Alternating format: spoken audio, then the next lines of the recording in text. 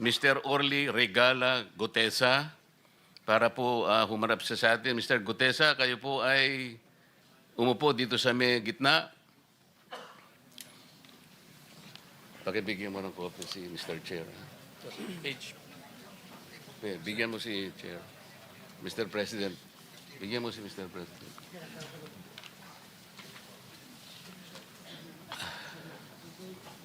Manatili ka muna nakatayo kasi nunumpa ka.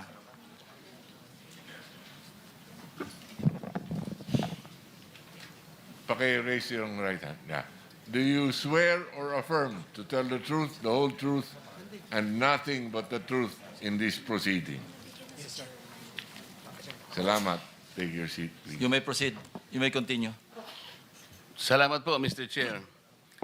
Mr. Gutesa, kaninang ako'y nagpapaliwanag para ipakilala kita. Narinig mo yung aking sinabi. Yes, Your Pwede mo Honor. bang i-confirm na kung ano yung sinabi ko ay yung nangyari kahapon? I confirm, Your Honor. Salamat po. At ngayon po ay hawak ko nga ang inyong sinumpaang salaysay na nung draft ito ay binasa ko. Ganun din nga po at wala namang pagbabago. At gusto ko lamang pong sabihin ninyo na mayroong pirma sa ibabaw ng pangalang Orly Regala Gutesa. Kayo po ba ang nagpirma nito? I confirm, Your Honor. At gaya po ng sinabi nyo sa akin kahapon, voluntaryo ninyong ginawa ito at wala namang namilit sa inyo. At katotohanan yan, ako nga po ay ininyayahan nyo para makita ko yung inyong salaysay. Yes, Your Honor. Ito po, ipinanotaryo ninyo. Nakikita ko rin po. Totoo po ba itong notaryong ito? Totoo po, Your Honor. Okay. Ngayon, kayo na po ang magbasa para sa ganun ay marinig po ng buong kapulungan. Pwede po niyong basahin ang inyong salaysay. Maraming salamat, Your Honor. Mr. Chair, can he proceed? You may proceed. Ako po'y nagpapasalamat sa pagkakataong ito. Sa Senate Blue Ribbon Committee, Senador Ping Lacson, sir. At sa iba pang member na nandito po. Ako po si Orly Gutesa, may asawa, nasa tamang edad, Pilipino, makatapos makapanumpa na ngayon sa umiiral na batas ay nagsasaad at naglalahad ng gaya ng mga sumusunod. Ako po ay lumabas upang magsalita sa isyu na ito. Bilang isang dating sundalo, inaalay ko ang aking buhay para sa ating bansa. Sa pagkakataong ito, nagdesisyon akong magsalita at maglabas dahil ayokong maging masama ang kinabukasan ng aking mga anak, apo ko sa darating na panahon. Ayoko pong naririnig ko at napapanood ko sa pagdinig ng Blue Ribbon Committee. At ngayon ko po napagdugtong-dugtong yung naging partisipasyon ko po sa anomalya at korupsyon na ginawa at lumalabas sa hearing na ito. Yung palang pera na binubuhat namin at dinideliver mula sa masamang gawain na nagdulot ng baha na ikinamatay ng tao at imbis na gamitin ang pera sa edukasyon, medikal at programa na mapunta lamang pala sa bulsa ng mga politiko. Mabigat po sa akin magsalita dahil may pamilya ko. 4 ang anak ko, nag-aaral pa. May asawa ako at nangangalaga sa aking mga anak at marami akong kasama sa operasyon na may kinalaman sa ibabahagi ko sa inyo. Nagtatrabaho lang po kami ng mga kasama kong sundalo sa Philippine Marines.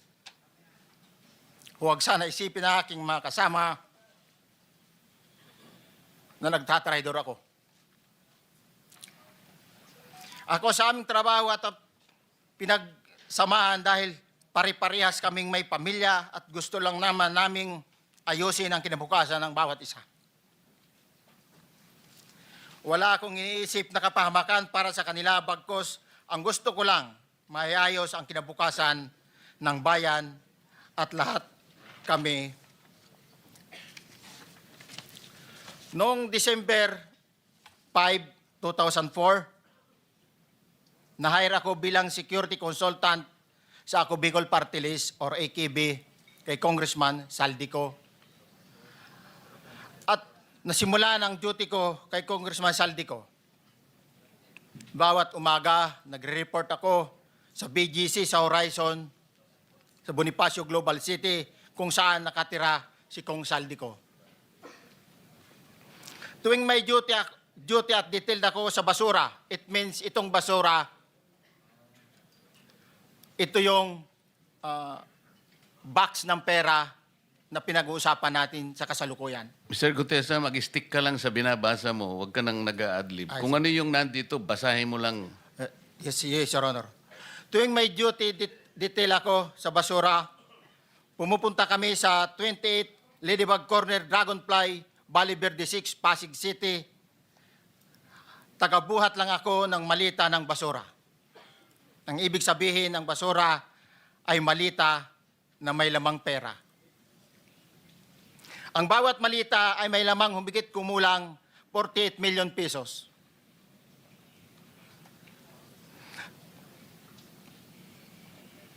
Ang bawat malita ay may post-it na nakadikit na nakasaad kung magkano ang laman ng bawat malita.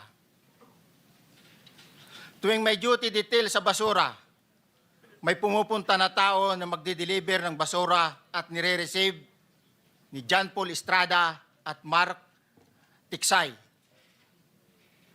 Ang mga executive assistant ni Congressman Saldico at sila ang mga detailed sa mga ganyang activities.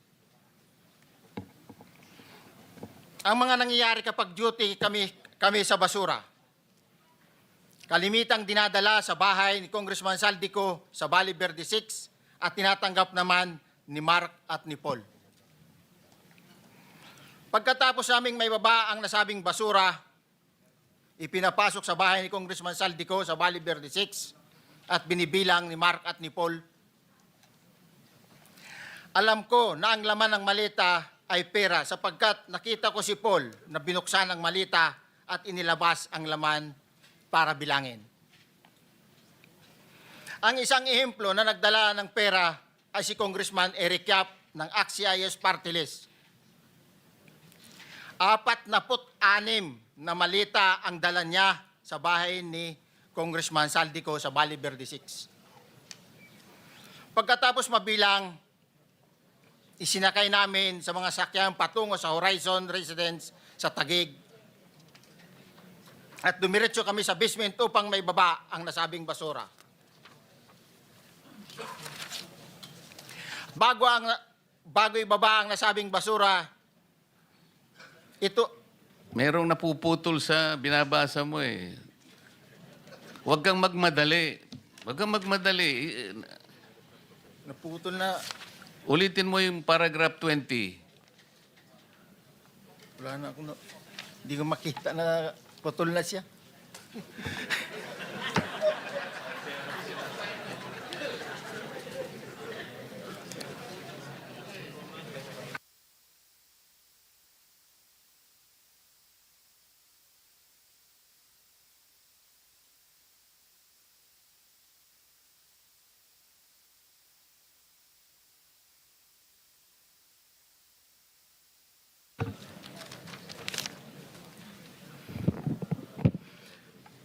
Pagkatapos, mabilang ang sinasakay namin sa mga sakyang patungo sa Horizon Residence, Taguig.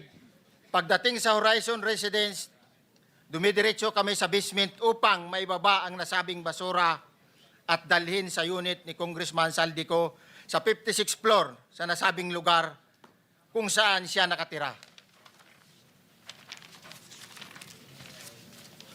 Bago ibaba ang nasabing basura, ito ay bawas na. Halimbawa, nag-akyat kami ng 46 na malita. Ibababa lamang namin ay 35 malita para i-deliver sa bahay ni House Speaker Martin Romualdez sa 42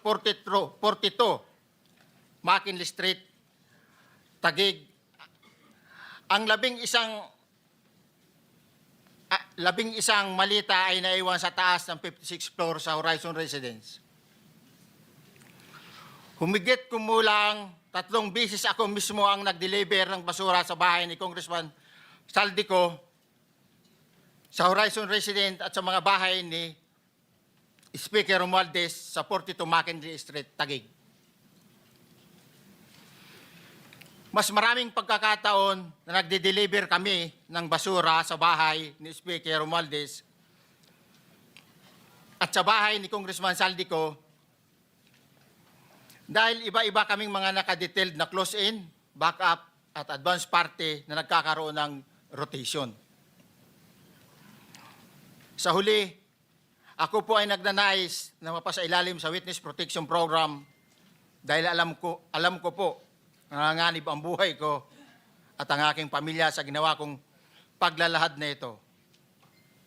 Sa katotohanan na ang lahat ay nilagdaan ko, ang salaysay na ito ay kusang loob at walang anumang pamimilit at bunsod lamang ng hangarin matulungan ang ating bansa.